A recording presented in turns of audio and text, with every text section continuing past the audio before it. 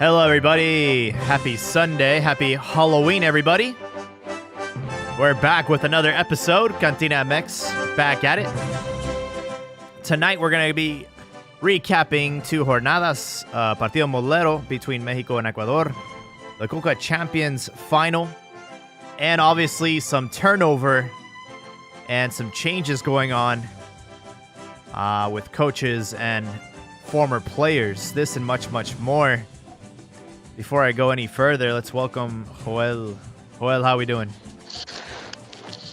Greetings, Jaime. I'm pretty good, man. I'm pretty good. A bit disappointed in some of the things going on, but still doing good. I agree. I know that you were a big advocate for managers taking risks and former players taking risks out in Europe. Nacho Ambriz sadly was dismissed of his duties at Huesca. He managed them for 12 matches. He got 4 victories, 3 draws, and 5 defeats, and they decided to pull the plug on his project. Yeah, I would say, a bit more confidence. At the minimum, give him the first, how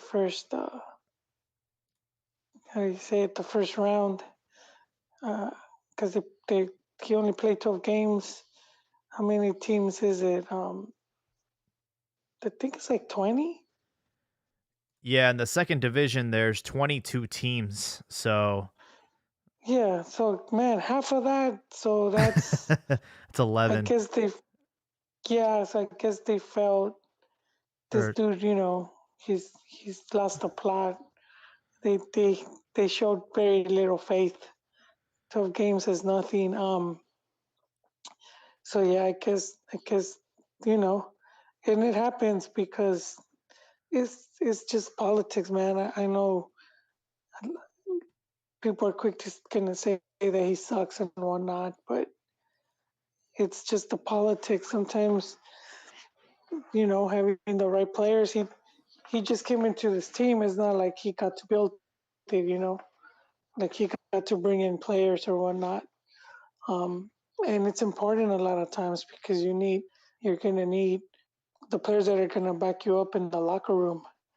Uh, and so, but not having all of that stuff, it could make things, a lot more challenging. And if you don't have you know, the the board of directors of the club, if you don't have someone that's gonna back you up, they could be quick to replace you because there's gonna be other people, vying for that position. And we kind of see it with the former coach of Wolves, right? He left to Tottenham, yeah. and he can't work his magic over there. Yeah, I was just going And to bring him up. Nuno, Raul's former coach, who did a really good job at Wolves, had almost 200 matches and got them to the second or the first division. Got 96 wins at Wolves, and then he's at Spurs now, and they're already in talks of dismissing him as early as tomorrow morning after they got defeated by Manchester United, whose coach is also under fire, Ole. So it's like, what's up with these short leashes, man? It's like, why'd you even bother, yeah, hiring these coaches if the leash was going to be that short? yeah, you have to show more confidence because I mean, at least in Nuno, for example, are we really gonna say that he sucks? What he did, it wasn't just random. It wasn't luck. He clearly knows what's up, but that's just how football is. Sometimes if you don't have all these things lining up in your favor, you're just gonna end up looking bad, and that's unfortunately, I think Nacho. That's gonna be. I would say that's gonna be like one of the difficult things for Mexican coaches going abroad. Like if you don't have the right promoter or the right people taking you, if you just go like taking a risk, yeah, you will be on that short leash. You will have that very little room for error, and that's the difficult stuff.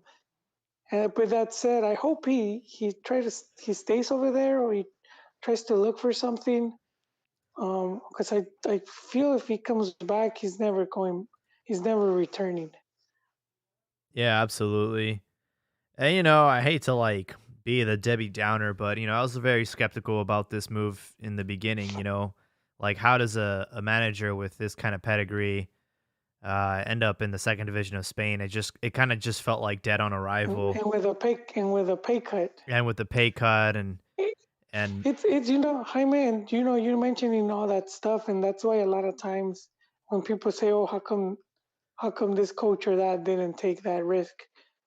Because for the most part, there's nothing in it for them. You know, yeah, like those teams expect you to do all the sacrificing, and then it just it's all on you. Because then if they sack you, you just end up looking bad. You lost money, or you lost on a more lucrative contract. And I think that's been one of the reasons why a lot of you know at least in the past when there was a lot of Mexican coaches, I think there's just two right now. So back in the olden days, that's why a lot of them were like they were just cool to stay at home because they were gonna make cool money, and it could be a short career. That's the other thing. It's not guaranteed that you're gonna coach for 10 years, 20 years, whatnot. So you kind of have to get as much as you can, as quick as you can, because you don't know when opportunity's gonna knock on the door again. yeah. I was looking at like, all right, who's another coach that like try to do this and flopped? Bob Bradley, he went to Swansea and he only coached 11 matches before they decided to fire him. So, I mean, you know, it happens. It happens in football. It's just, I feel like nowadays everybody wants instant gratification. And I don't think that you can realistically expect a team to turn things around in like 90 days. You know, I think like you won't see the fruits of your labor until maybe 120 days. And I get it, you know, it's like right now, it's like you can't afford to, have a bad start to the season. But I mean, I really don't understand this type of short, short term thinking when it comes to coaches and clubs and all that. It's like, this is supposed to be a project with tenure. That's why you sign a contract. So I don't know. Yeah, I feel the same well, way about like them firing Vucetic. Like I don't agree with it. I understand why they did it, but it's like at least honor the contract and then go back to square one. yeah. Why you gotta open them wounds? Anyway, I was like already over it. No, but it's a lot of times the politics of the club because they have like group of owners or a board of directors or the socios, with a lot of these clubs, and so one group will bring in ex coach, and it's like they're not always on board. So the people that didn't want him, they're gonna be pushing for him, to get sacked as soon as they can. It's sort of like and that type of management ends up hurting a lot of these teams. Yeah, absolutely. So it's one of those things. Another player or coach player that's in Spain, JJ Mack. You know, we've been pretty much updating everybody on a weekly basis, but it's gotten to the point where they are seriously considering to offload him as early as the winter window and use that foreigner spot for somebody else. So Getafe is in a dark, dark place right now. I think they're in last place, and if I'm not mistaken, they just got their first victory of the season. So I mean, it's bad. It's really bad, and it's just such a shame that he's not even like on the bench, man. He's not even being considered right now, and it's like, what the hell happened here? Yeah, well, with him, as soon as the coach got sacked, it was gonna be difficult, and especially being on loan. As with these small clubs, a lot of times they really can't afford. They really can't afford to buy players, so they're always getting, you know, they do that a lot. They're always getting all type of players on loan just to try to see if they find that diamond in the rough. So that's always why I'm against like Mexican players going to Europe, like that type of condition. Either they buy you and they want you to be part of the team, or just stay at home. But I mean, this is something he was pursuing. He wanted to go to Europe. It was in his, it's one of his goals, and it backfired on him. It's just the bad luck of. Well, I wouldn't say bad luck, but that was because that was always the case. If this coach is out, chances are you you're going out with him because he brought you, similar to Gio, the dude that took him to Tottenham. I think Rafa Benitez or whatever. And as soon as he got sacked, Yeah. that Yeah, was it. there's even, they've even said that he hasn't even gotten paid, and it's just like, we learned this with Alanis when he went to Getafe and how he ended up getting done dirty. He ended up having to come back, and now he's in the MLS. It's like, damn, dude, like, we should have learned our lesson the first time, or maybe he should have reached out to him and said, "Hey, is this legit?" But, obviously, you can't predict that, the coach was gonna get fired so quickly. So, right now we need a striker. It sucks that he took a gamble and it didn't work out, but we could definitely use him at Chivas right now, and, he can go back and have a successful campaign and maybe get some more offers and give it a go again. But as of right now, I mean, he skipped the Olympics to pursue his dream, and it didn't pan out. Yeah, that was another, from the choices he made, and it backfired on him.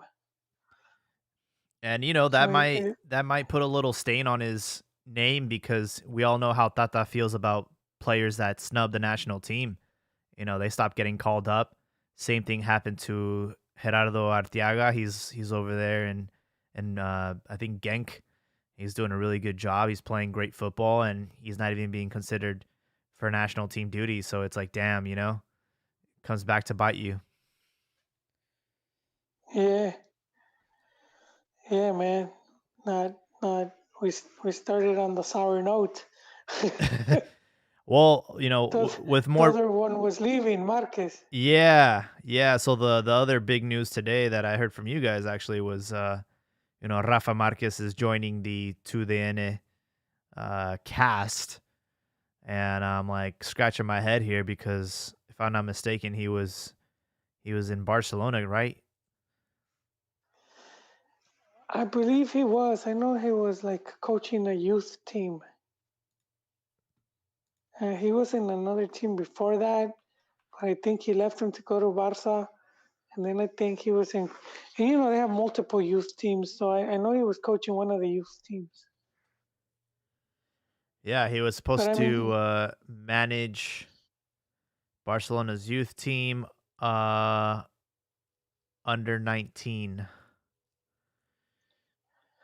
there you go. But I mean, we're looking at a Barca that no money, you know, they had that whole, had to let go of Messi, and the old president had to come back, and he was talking about just what a mess everything was. So, I mean, they weren't going to pay him much.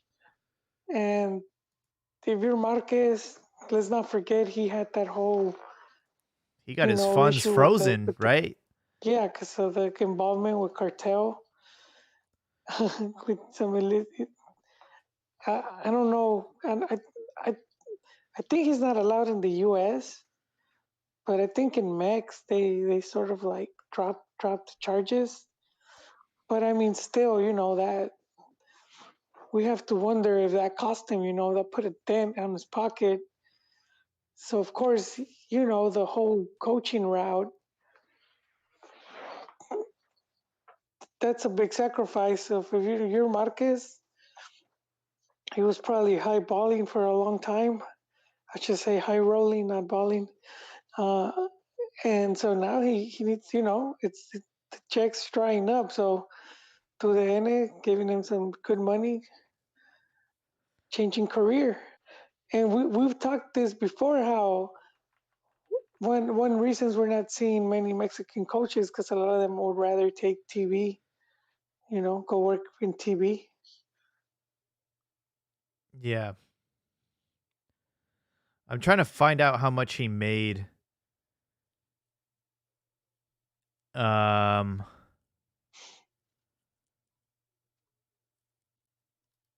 I mean, he was always selección, 5 World Cups. You get bonus money for all the tournaments you compete in.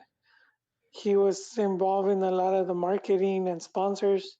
So I mean, oh, that's a lot of money aside from the wages. And he was at Barca, and that was like, you so know, I did some digging. He was coaching RSD Murcia, third division of Spain. He was making less than $3,000 a month. And at Barcelona, at his peak, he was making 8 million a year. And then when he it's, went to Red Bull, he was getting paid 4.6 million a year. So I mean, this guy was used to making millions, and yeah, I'm sure he went. He's probably making close to nothing, even at Barcelona. well, So I wouldn't mind that 300,000 a month. three, 300, yeah, yeah, that yeah, would be nice for me. Did you say nothing, Jaime? I don't know. no, three But yeah, thousand, I know. no, $3,000. Oh, 3,000. Yeah, Damn. yeah, 3,000. That's probably not even pay for his apartment. Yeah. I heard you can go to Guatemala and have a mansion for about $700 a month. Oh man, yeah. You could go in the paradise section, you know. Um, yeah, dude. So I mean, this dude worth millions. If you have all this property, you have to pay property tax or maintenance and all that. So yeah, these dudes, if they don't manage their funds right, they end up going broke. So disappointing for me because I thought I wanted him to have a career, but personally, I get it, man. I get why he's doing that. Yeah, and he'll be. I mean, I'm looking forward to hearing him. Some of the cast on Dudene, I'm not a big fan of, but it's nice to have a player's perspective, especially someone like Cinco Copas. But yeah, I am disappointed because I always felt that if we had a chance to have a deep run in the World Cup, I always felt like he would be the coach. Or I think because of his leadership and his intelligence, I think he could have been a great coach, but it doesn't always translate. I mean, look at Hugo Sanchez.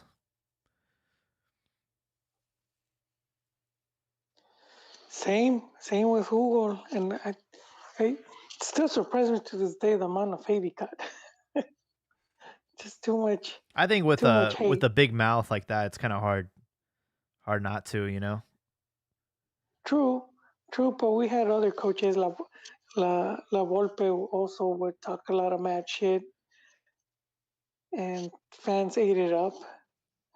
With Hugo, say because he was, like, they'll call him Ego Sanchez. Just full of himself. But I don't see what I don't see what's wrong with that. Yeah. One last thing I forgot to mention about Nacho Ambriz. There was some speculations that he was actually being they're like saying racist shit to him, which doesn't surprise me because I mean With the fans, the who was fans, yeah, the oh fans, and I mean Spain hasn't been they've been culprits of this before with Hugo Sanchez and calling him an Indio, and in the beginning they didn't really give him love, but I'm not surprised, with Nacho being treated like that. It's unfortunate though. yeah, yeah, it is, and it's like that in a lot of these countries. You know, the fans are way more harsh with players and coaches. So you're not doing good. They will be attacking you. Not saying this to justify it, but that's just the reality. It's way different in Max, where it's more laid back. You know, you could be sucking it, and fans run up to you and they'll ask for a selfie.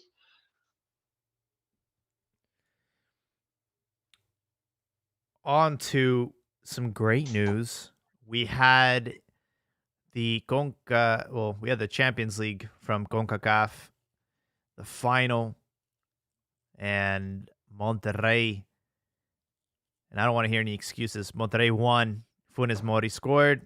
They won 1-0, and they've won I've lost count of how many Champions Leagues they have, but it's the 16th title in a row that goes to a team in Mexico. 16 consecutive Champions Leagues.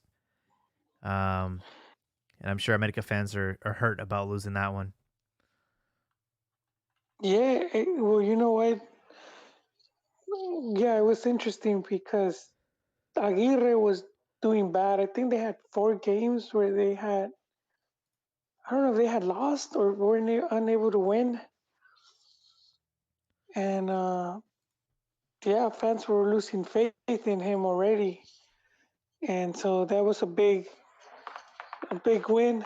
Already delivered a trophy. So, and they have Monterrey. This will be Monterrey's fifth. Oh wow! So they're tied with Pachuca. America is the most winning. How many do they have? They have 7. They Oh have wow! 7. Yeah, they were going for La Octava And under Solari, who's doing a great job. I just want to say that really quick. absolutely. I mean, because he took him to a final already. He's just been with the club, not long, and he's fighting for the campeonato and has the team in first place. Well, I missed on the doble jornada, Jaime, Hmm. but I know before it, I know they were super líderes, um, and then but seven Liga de Campeones. When I'm looking CONCACAF, yeah, and He's been. Cruz Azul. What happened? Oh, I just been looking at Santiago's numbers since he took over the realm. Yeah, He's got 41 matches, 26 victories, 7 draws, 8 defeats. I mean, this dude's just just 8. winning. Um, even though they lost the final.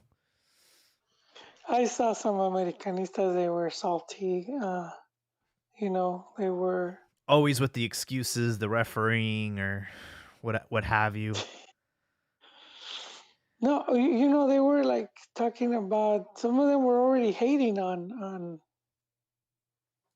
They were already hating on their coach. Really? Yeah. Hold on. I'm making sure I have.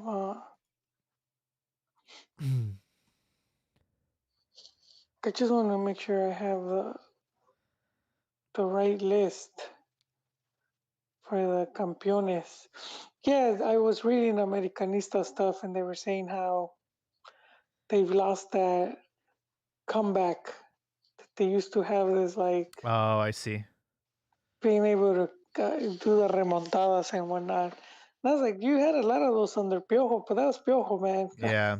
who a lot of fans didn't want.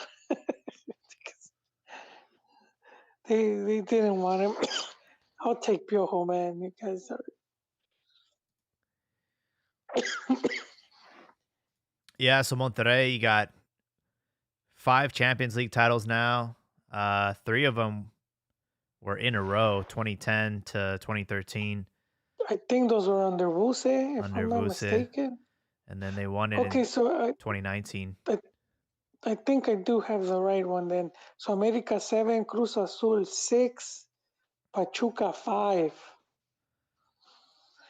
Monterrey had 4, but now they're up to 5. Pumas has 3. Saprissa has 3. Toluca 2. Chivas 2.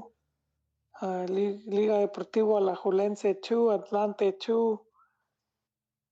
I really can't tell what these other teams are.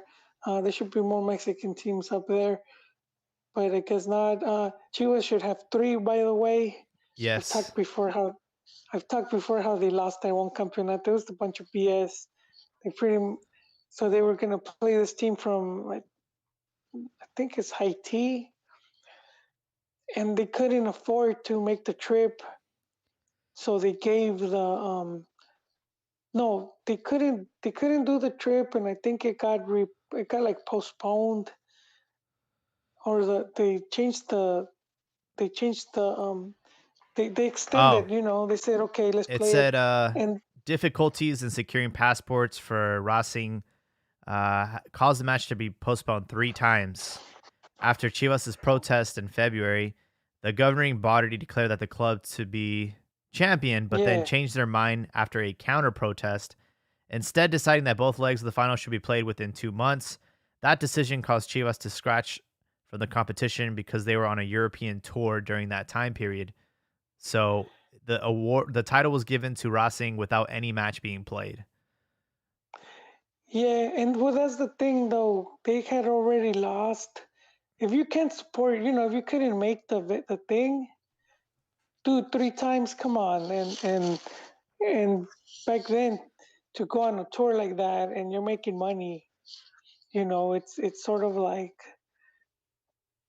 I'm pretty sure they still didn't have passports. They probably knew they weren't going to be able to come back and do the game. 37 You know? titles by Mexico. This has just been a dominating tournament for this country. Yeah, I'm surprised they didn't. Chivas didn't come back and fight for it. I know, Like right? come back and yeah, because they could have made a bigger We're deal over here back then, tearing and down and statues of people that we thought were our and heroes. Why not go back and no, be but like, hey, let's put an asterisk next to this not. title? I don't mean now. I mean back then, Yeah. because and Mex had more influence over the region. So it does surprise me that they sort of were like, I F it, and it was just like not probably not taking the tournament as serious. So yeah, Chivas should. Dude, Chivas being already surpassed by Monterrey and Pachuca. I know. Yeah, for a club that is claimed like the biggest in Mexico, I will say and be the first one to admit that our international presence is not that great as far as titles. Um, I think Yeah, it was for a long time. It was like they just no show. They were Atlas. They were the Atlas, dude. They were Atlas at the international stage. Because they'd go like 50 years without winning yeah, the Conca Champions. and then they lost to Pachuca in penalties, and that one really hurt me. Um, there was a question on Reddit like, "Oh, what was the final that hurt you the most?" And I'm like, I don't know. I think like for me, just because of what it would have meant to Chivas and Mexico, the Libertadores final in 2010. Yeah, yes, same, Jaime. I gave up on football completely for like I don't know if it was 2 or 3 years. Oh shit. Like I just cold turkey stopped watching. Yeah. Yeah, that was a tough one to swallow. And while we're on the topic of America, so they did lose to Cruz Azul today in a somewhat controversial manner. Cruz Azul and America were tied 1-1. And then at the very last minute, Orbelin Pineda had a shot on goal and then a late tackle by Emmanuel Aguilera.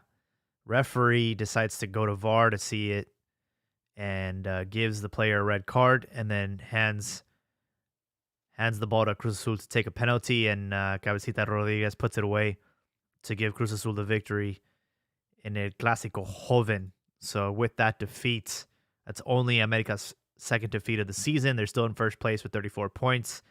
And Cruz Azul are in fifth place now with 23 points.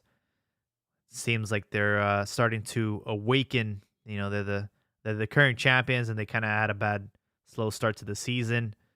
But it seems like they're gonna close the regular season pretty strong and see if they can defend their title. Yeah, the no campeonitis for them, man. Yeah, as far as some other results, Atlas, who had been they had a tear last week against San Luis. They scored 6 goals, but then on Thursday they lost to Tijuana, who are in dead last. So not sure what happened there. They're still in second place with 26 points. It's Grupo Orlegui, man. They've been doing well with this Santos and Atlas ownership. Yeah, man, I knew it was going to be a matter of time. And while we're on the topic of Grupo Orlegui, there was a rumor earlier, or I'd say maybe 2 weeks ago, and it started to pick up a lot of steam about Carlos Acevedo potentially joining Chivas. But it turns out that that was all smoke just to help him get a better contract with Santos. So does this happen a lot where they'll pump you Oh up? yeah, all the time. Oh man. Chivas is one of those teams that they will always like connect them to, especially in the past. Not so much anymore, just because how much Chivas has fallen, and to the point where there'll be some players that don't want to go to the club. I think that's one thing a lot of fans don't realize, just how much the Chivas stock has fallen. It used to be where that was one of the teams to be, and you get to selección and whatnot. That's just not the case anymore. And a lot of times you could get more money at other clubs. Yeah. I always felt like that rumor was kind of weird because we have two decent goalkeepers. Gudiño's had a great season, and you have Toño, and they've been kind of both battling it out this season. I felt like that was the last position really where I felt we needed a reinforcement. So I just didn't understand the rumor, but now it's making a lot more sense. And But you also have Pelaez. You also have Pelaez, who's very reserved, and he's not out like he. Because sometimes even clubs would do that. Like, you want to unsettle a player, oh so you'll have something like some rumor go out, and then the player will be like, "Oh dang, like, is there any truth to this?" And he might have his agent approach Chivas, because then now the club is not the one trying to, coming up to you, and that's sort of like a loophole right there. Um, so that's always been one of the things where it's like, let's try to unsettle this player so he wants to leave the club.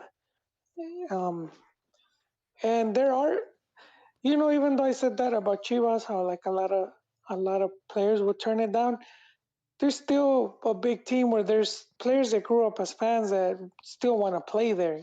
You know, yeah, it's just not like before where like everybody and their mothers wanted to be there, yeah. but they still have a good, good amount that like, oh, I would like to go to that club. Nah, I wouldn't believe all of that stuff. It's it's just it's just like what was the rumor before that they were gonna get the coach from Santos, Who? and then like the current coach that Chivas was gonna go after the coach from Santos, Oh, and Caixinha or I forgot who and one of their players. Wait, Cachinas at Santos? oh, okay. Hey, you say Caixinha? Is he back at Santos? No, there was a rumor about him Oh, potentially returning or to Mexico, but oh to no, coach. no, like Yeah. Yeah, yeah. See, some, they're just throwing a bunch of names and see what sticks. You've had like Van Chip and Caixinha, and I'm sure Nacho Ambriz will be oh, rumored. he already was tied to Chivas. The Van Chip was the dumbest one. I mean, he's coaching Greece. Like if he's gonna drop it to come to Chivas, just makes no goddamn sense.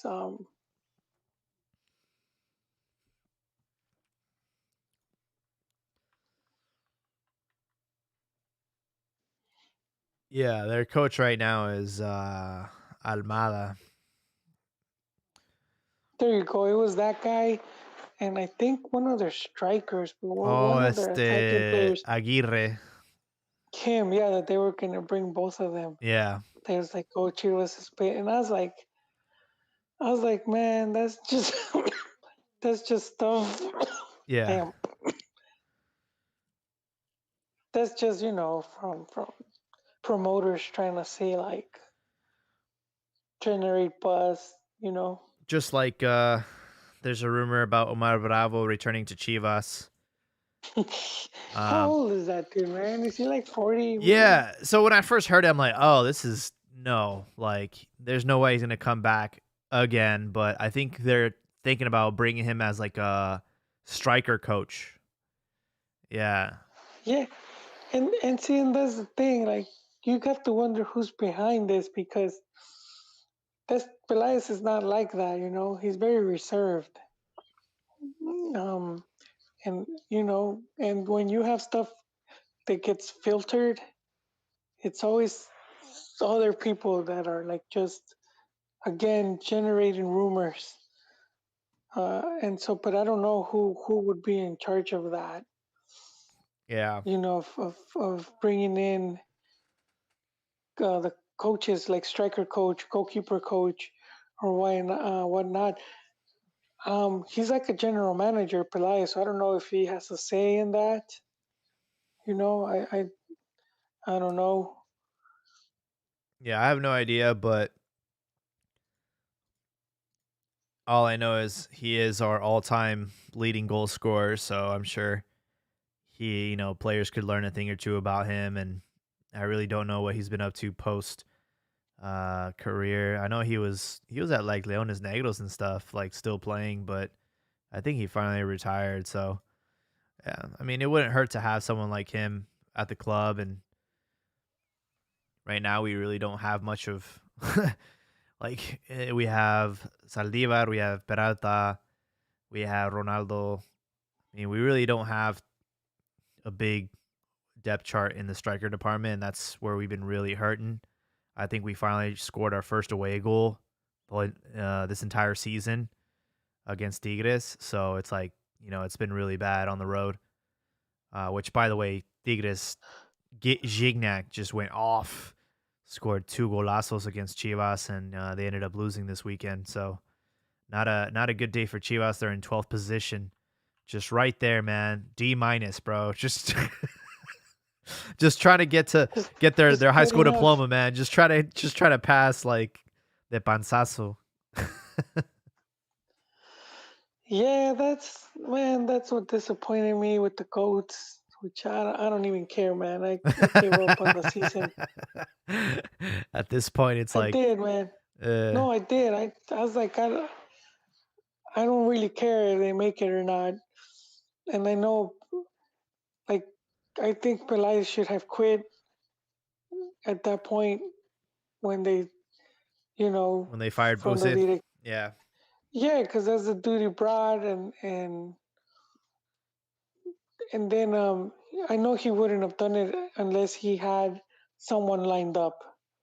The way when he sacked Tena, because he already had Buse. So I know if he was gonna sack Bucetich, he would have already had someone lined up to replace him. And the fact that there's no one tells me that this was like a political move. Uh, It was a power Obviously, move. yeah, as well. You could say that too. And Leaños in there, and he's at this point pretty much just makes sense for him to finish the season.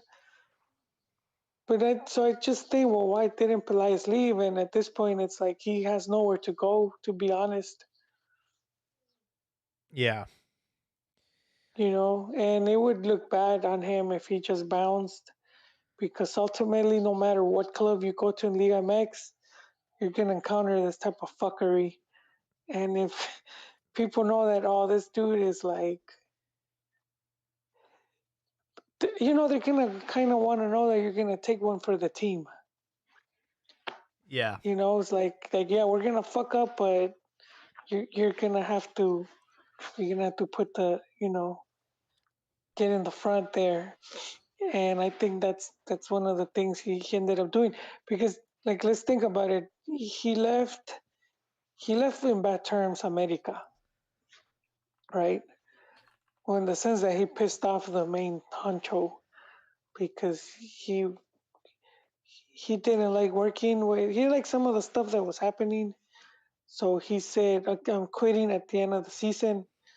And then the main dude, the Scarraga dude, came in. He said, "Yeah, no need for that, man. Just pack your shit and leave." And so he had to leave. And he never badmouthed him, but it's not a good way to go. Seems unlikely he'll return. The only way I see him returning would be is if America was to like get at a low point, which seems unlikely. uh, Contrary to what I thought was going to happen, it seems like they've been doing things really good.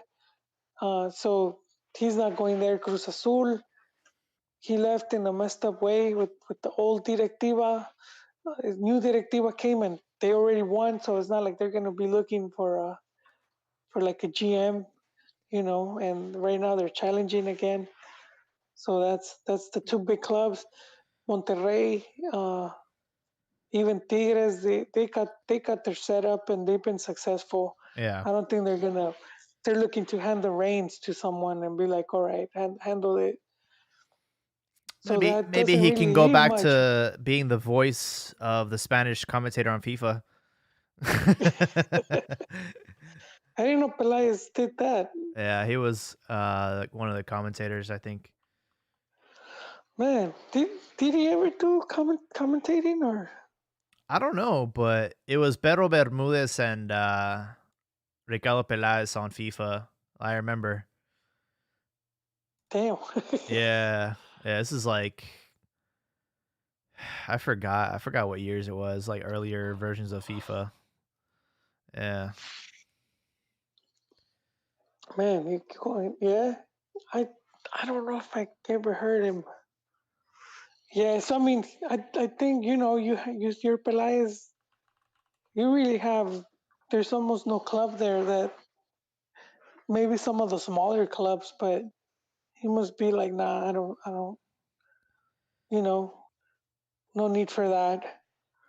It's sort of like you're flying first class. You're used to flying first class, and all of a sudden you gotta go coach like next to the toilet. It's like, yeah, I don't need this.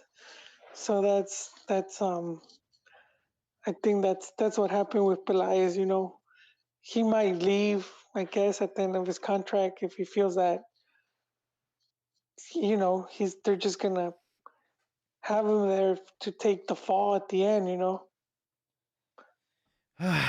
Yeah, it's really a mess and Mauri refuses to sell the team, so I just at this point I really don't have much optimism until some serious changes are made. I like you can blame the players and stuff too, but right now it's just and we'll see. We'll see what happens next week. We have a good chance to win against Mazatlan to end the regular season. Mazatlan are actually right above us with 20 points. Chivas have 19. So, I mean, you basically win and you're in, you lose and you're probably out. Is it So, a home game? we will be, if I'm not mistaken, on the road. So we'll be in Sinaloa.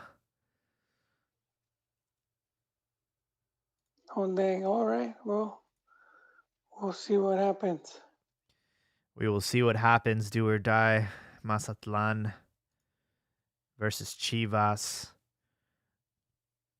And you know, excluding America and I would say the rest of the table from like second place all the way to 12. I mean, there's only 7 points of of a difference, So especially in the middle of the pack, I mean, we're looking at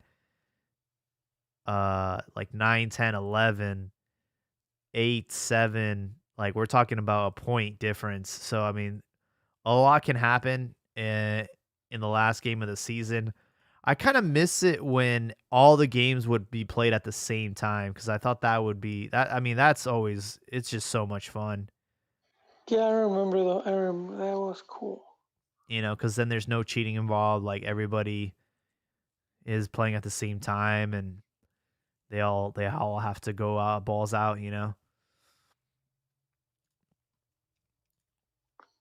That's true. That is true, Jaime.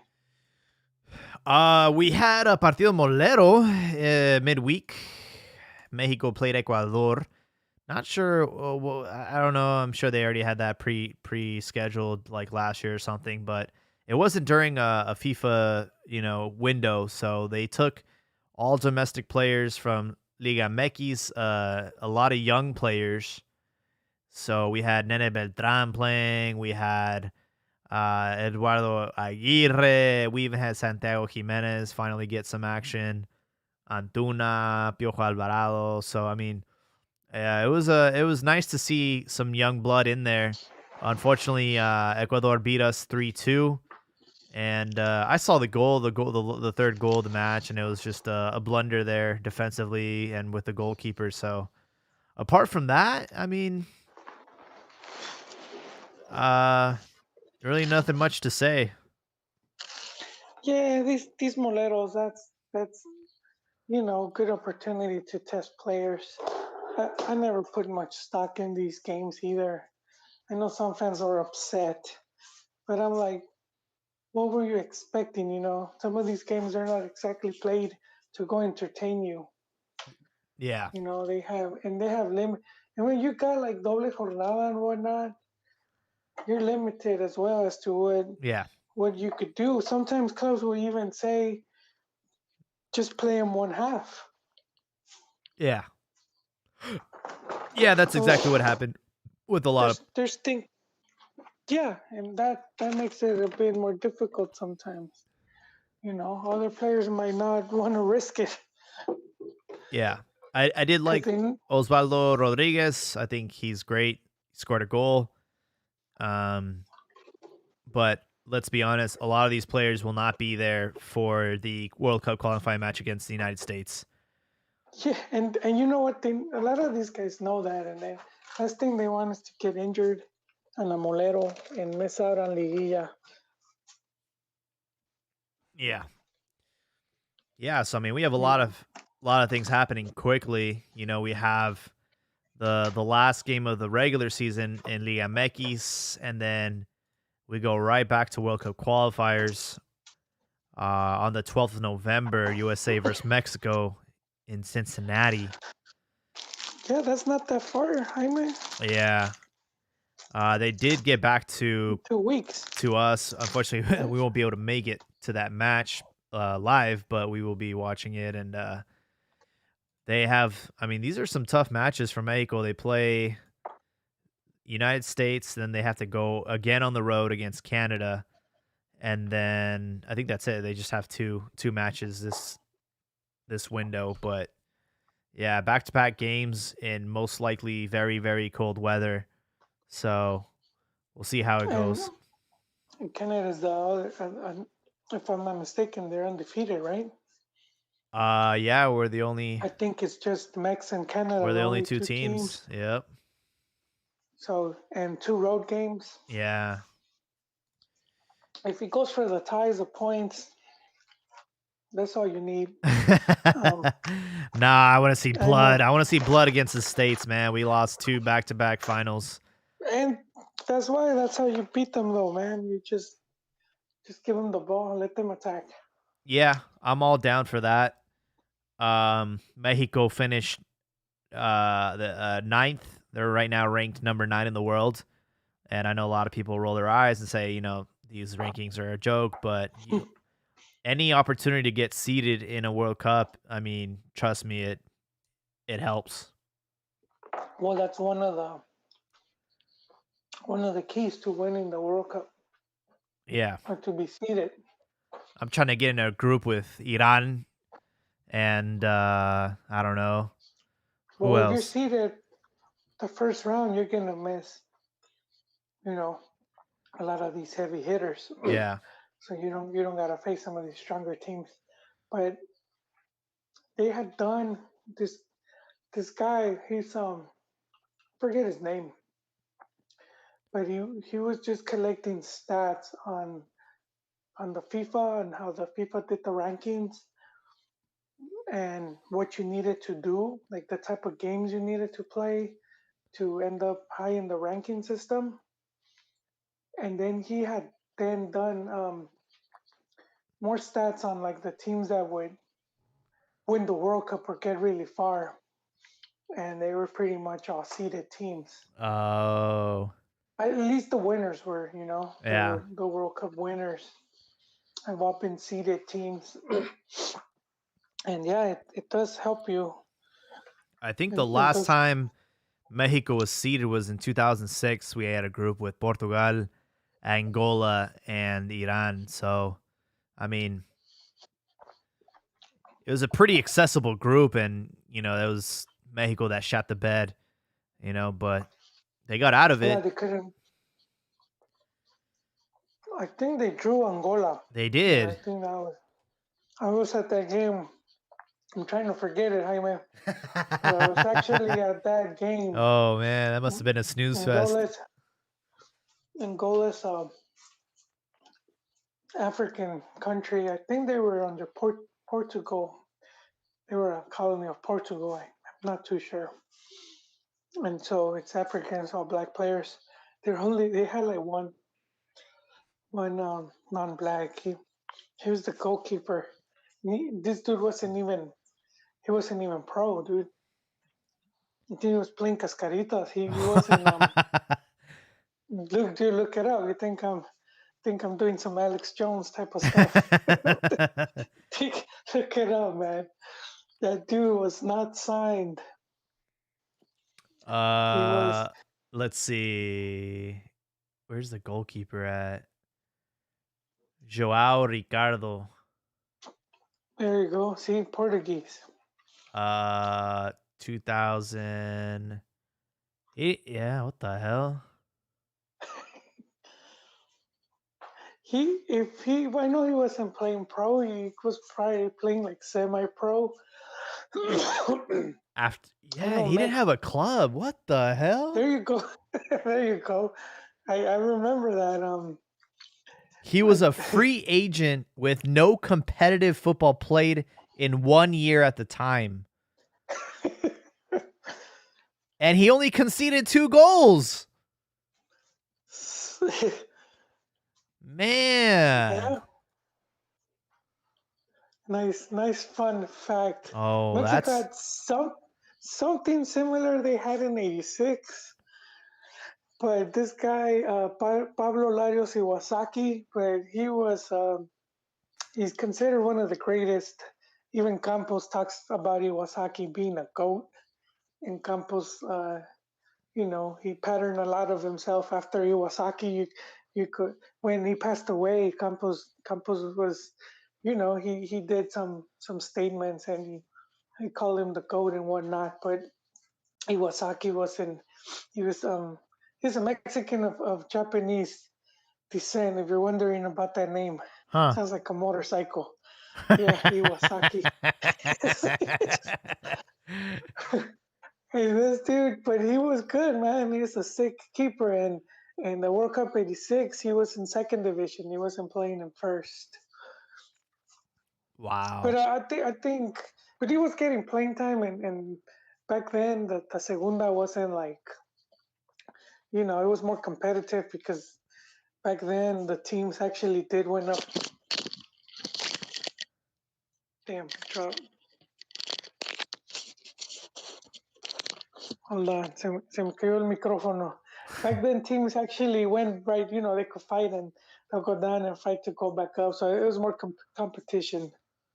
You know, um, yeah. But this other dude, man, yeah, that You game was imagine? special. He's like, "Hey, I was the goalkeeper in the World Cup." Uh-huh, sure you were. He's at a bar getting drunk. He's Yeah. probably overweight. Two goals. Uh, Where he conceded two goals. I wonder if one of them was to CR7 because they played Portugal. yeah, most If not, likely. he could say he. If not, he could say he got a clean sheet against Cristante. He said Ronaldo, not dude, not today, man. Pauleta scored. So yeah, I don't know if he played because um Ronaldo, yeah, he started. he did play. Yeah, he was All subbed right. off because he got a yellow, but yeah, Yeah, and that was I really remember that World Cup, and so Portugal had Felipe Scolari, that's right. who had won the World Cup with Brazil in '02, and he was one of the candidates to be the coach for Mexico. Oh, that's right. He was. They flew him into Mexico. I think it was Nike, uh, and and at that time Nike had been Sponsored by sponsoring yeah. Selección, and so I think Nike brought him in, and I don't know why the FMF Damn. were like, no, we're going with La Volpe. You know, he had a lot of people because he did get a lot of leeway. They did protect him a lot, La Volpe, because he made some crazy wild shit when he said, if I don't bring back a medal, I'm gonna quit. And then his next team gets eliminated in the group stage, and Wow. they never really you know they never really said anything to him about that. Like the press weren't, and then the fans just forgot right away. So it's things like that. He was, but he messed up a few times along the way, and they did hold on to him for the full proceso. Man, I'm looking at his trajectory. Hella crazy. Uh, they Wait, were whose trajectory that Joel? Scolari. Oh, Scolari, yeah, damn. They were on the verge of not qualifying, and he only had 5 games left, and they appointed him. And yeah, so he only coached Brazil for a year, 2001 to 2002, and he won a World Cup. That's Yeah. crazy. But dude, look at the team he had, man. Yeah, that's true. I mean, I'm not trying to take credit from him. He's a really good coach, and we've seen big teams with it, you know. But I mean, he did have I think Rivaldo, Ronaldinho. I think Ronaldo was still there. It's just super stacked team. It's just Oh, dude, very that talented. 2002 team was stacked. Yeah, yeah, it was. It was good, but it would have been nice to have seen Felipao. Felipao was coaching that Chinese team that beat America at the club's World Cup. Huh. I don't know if you remember. Mm. They were playing some team. I remember people were already saying, "Oh, this Chinese team, King Wansu or whatever," and they're like, "Ah, it's gonna be easy." And I was like, "Wait, hold on, man." I knew around that time China had been pumping some mad money.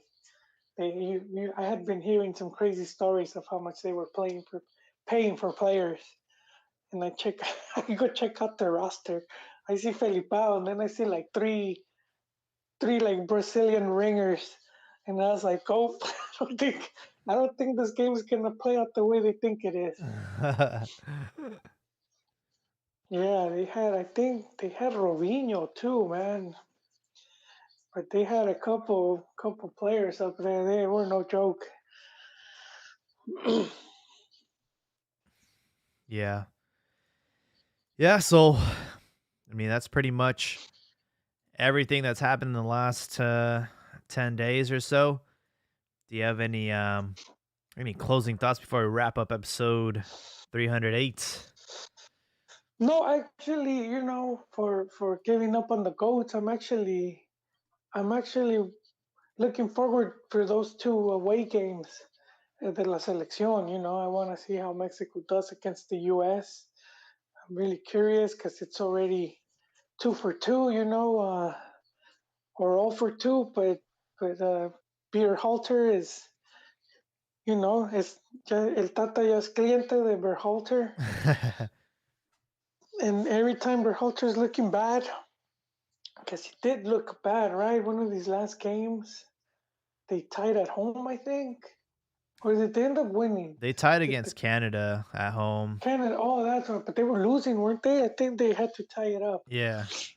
Um, yeah, but I mean, he still hasn't been able to win over. But if he gets a next win, he buy some more time.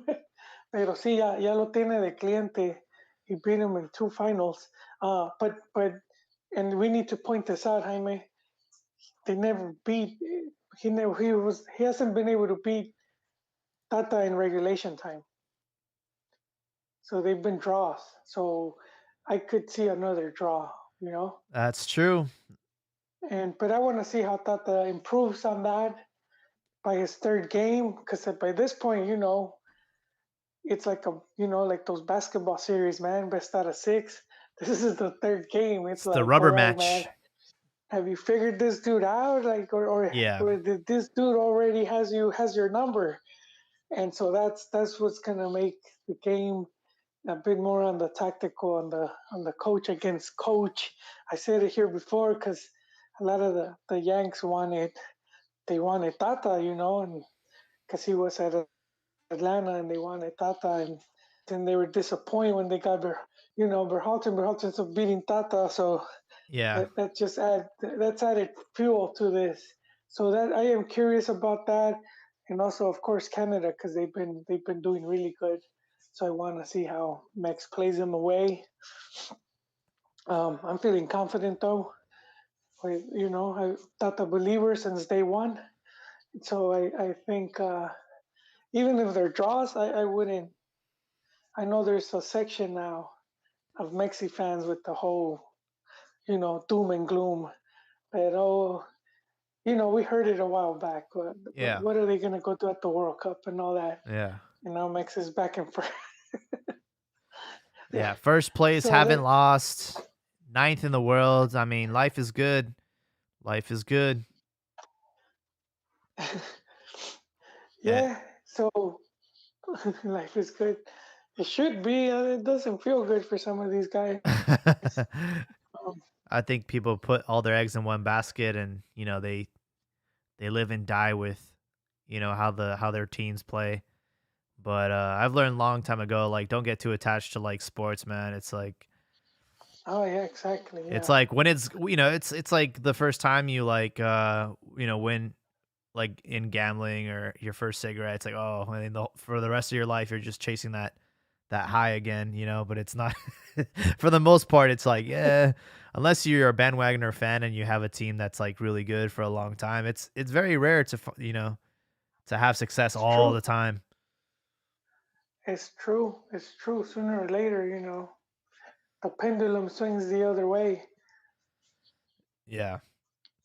I mean, there's so many way more deserving teams uh better than Mexico that never won a World Cup, like the Netherlands. It's like they've had a chance at it like what, 3 times, never been able to beat it. Three times. Yeah, Yeah. It's like, dude, come on. You're telling me that like we're over here demanding a World Cup. Like, you know how hard it is to win a World Cup? It's like ridiculous. But they're trying to have it every 2 years, and I don't know how I feel about that. That was the big thing, Jaime, that we did not talk about. But glad you brought it up. We could just close. Yeah. And yeah, CONMEBOL is against it, so they're one of the main federaciones that doesn't want it. But I've done told you. I think back when they were talking about that European Super League, when all these teams had already signed up. Remember that? Yeah, the Super Then League. Yeah. the EPL teams ended up dropping off like the night before. Yeah. The night before they were getting a good. Some of them I think had already signed. They had to pay the fee or whatever. And we talked about how that whole World Cup thing. If something like that did happen, it would is high chances that it would like accelerate something like a World Cup every 2 years, because then that would make the FIFA tournaments, even though they already have a lot of tournaments, under 20 and all of that stuff. Um, but that would make it like their own Super League, because you would just be seeing qualifiers and World Cup and then qualifiers again, because that's usually what it takes, Yeah. to qualify. It's It's about a almost as long as year. it takes. Yeah. So yeah, it would turn into basically a league at this point. Um, so yeah, so I mean, I'm glad it's not. I like the way things are, and I don't know if it would be better or worse, but I just like the way it is. And then every 4 years makes the games that much more Yeah. intense. Yeah. I think if anything, it would help our region out the most because, we're stuck over here playing Gold Cup every 2 years, and we're not in the Copa America anymore. So just increasing the friction between uh, us playing against world class talent instead of having to wait every 4 years for that opportunity, getting it every 2 years, I think would help us. But it would also, the cup itself would lose its prestige. So it's just one of those things. It's like a double edged sword. I'm not Yeah, I'm not entirely well, against you it. know, you know how it could lose prestige because there will be a fight for the top players. Because if it's every 2 years, that means more you have to have more priority for selección. Oh So you yeah, wouldn't you wouldn't you wouldn't be able to be in a super league and with your selección. you kind of would have to choose the path of do I want to be a club player or a national player? Yeah, and I think they had said something about that. Um, I think with La Liga, I think they said that if the teams that left, that the players would not be something like that. But it would definitely cause a divide. And of course, they would have to pay selection players more money, because then Yeah, you're not going to be doing it for free. I mean that. So yeah, that would definitely we'll see a split in talent. absolutely. Well, I want to thank everybody for their ongoing support with the Cantina MX football podcast. We'll be back next week with more content, obviously, as we find out how this final game of the season ends and what Liguilla and Repechaje looks like. And we can start taking predictions on who will probably win this. And then, of course, we'll also continue to keep tabs on our players abroad and in the national duty. But yeah, I just want to thank everybody for listening and tuning in, and make sure to interact with the poll on Spotify. Every week, I put a new question up, and it's really fun to see people's voting. And if you have any questions or if you have any topics you guys want to hear us address, there's an opportunity to write questions and comments on the Spotify link. So make sure to check that out. But this is Jaime Landero signing off with Cantina MX. Thank you guys so much, and have a good night.